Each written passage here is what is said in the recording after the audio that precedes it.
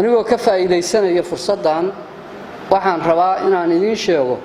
inaan gobolka lagu qaban karin shiraan ogolaansho looga haysan guddiga amniga gobolka hoteelada iyo goobaha kale ee la isugu yimaado u sheego in cid kasta oo shir ku qabsanaysa la hubiyo inay wataan ogolaanshaha guddiga amniga gobolka dadka istaafyada wata ama ha noqdeen wasiiro ama xildhibaano ama mas'uuliyiin kale waxaan codsanaynaa inay xafidaan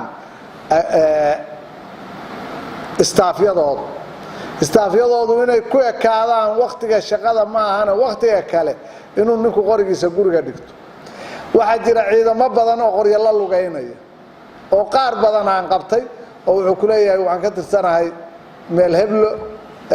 fallayriyaalan ka imi meel heblaan ka imi meel heblaan ka imi magaalada soo gelaya ciidamadaasna hadda ka bacdi waxaan leenahay qoryihiina kontaroolkaa dhiganaysa inaad idinku markhaanti ka noqotaan baan rabnaa wiilka dadkii tooreyda ku laayay in aad markhaanti ka noqotaan dadka u doodaya oo leh hadda xalay isagoo maaragtay xalay kaliya u galay marka maanta kaliya u galay adeerkiisa si dhowra oo wada dhacay oo dad lagu waxyeeleeyay waa haynaa dadku inuu ciidan wada noqdo qof kastana meeshuu joogo waxa uu arko inuu soo sheego hadday wax hagaagaan inaad hadda tiraadaan war waxbaa hagaagaysaana halkaasayna ka khaldanta dowladda Puntland waad ogeydeen iyo maamul goboleedadu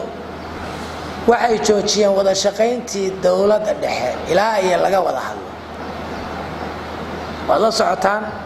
meel lagu heshiiyo lagu furay ilaa ay imika ma jiro dowladda dhexena arintaas iyo dowlad maamul goboleedadu meel ay ku wada fariisteen ma jiro hadda waxa ay nin wasiira oo khayr Allah siiyo xubin xildhibaan qaadanayay si fiican baa loo soo dhaweeyay dhulkii laga doortay uu yimi mawaadin buu ahaa xubinta xildhibaannimada inuu doorashada halkan lagu sameeyaa rabay waxa lagu lifaaqday in la yahay shirar baa jaamacadaha iyo lagu qabanaya ee dhulkaasi qoladii xamar ka timi oo fulinta ka socota qaybteen yaa joogay baa lama laha hay'adaha fulinta oo dhan waa laga joojiyay la isu gudbo waa la joojiyay ama anagu hadda ma tagi karno anagu wasiir xamar ma tagi karno oo ma aan shir kama qaban karno kama qayb gali karno ilaa la heshiiyo in halkan marka shirar lagu qabsado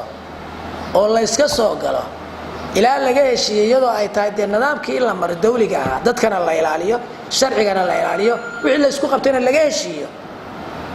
wixii inta ka baxsan cidii sameysay iyo cidii ka qayb gashaa waxay noqonaysaa cid iyadu dhibaatada qayb ka dalka Puntland deganaanshay u baahan tahay shaqaynta deganaanshaha inay qayb ka qaataan baa la rabaa ama difaaca ha noqoto ama dalka gudihiisa ha noqotona waxa la rabaa dadka reer Puntland inay u diyaar garoobaan